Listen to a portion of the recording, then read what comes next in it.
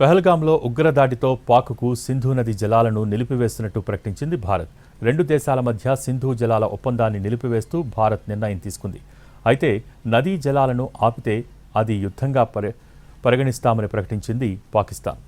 1960 సింధు జలాల ఒప్పందం ప్రకారం సింధు పరివాహక ప్రాంతానికి తూర్పులో ఉన్న సట్లెజ్, రావి, బియాస్ నదులను భారతదేశానికి పశ్చిమాన ఉన్న సింధు, జీలం, చీనాబ్ నదీ జలాల్లో 80% పాకిస్తాన్కు కేటాయించారు.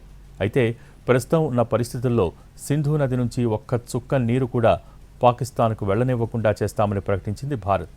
అయితే సింధు, ఇతర నదుల మీద భారత్ నిర్మించిన డ్యాములు పాకిస్తాన్ సరిహద్దుకు చాలా దూరంగా ఉన్నాయి. దీంతో వాటి నుంచి వర్షాకాలంలో నీటిని పెద్ద మొత్తంలో విడుదల చేస్తే భారత్లోని ప్రాంతాలకు వరద ముప్పు ఏర్పడే అవకాశం ఉంది. అయితే దీనికోసం 3 ప్రణాళికలు సిద్ధం చేసింది భారత్. దీనికి సంబంధించి దీర్ఘకాలిక, మధ్యకాలిక, స్వల్పకాలిక ప్రణాళికలు అమలు చేయనుంది. భారత్ ప్రణాళికల్లో భాగంగా ఆనకట్టల పూడిక తీయటం, నదీ జలాల మళ్లింపు, కొత్త ఆనకట్టల నిర్మాణం వంటి దీర్ఘకాలిక ప్రణాళికపై చర్చలు జరిగినట్టు తెలుస్తోంది.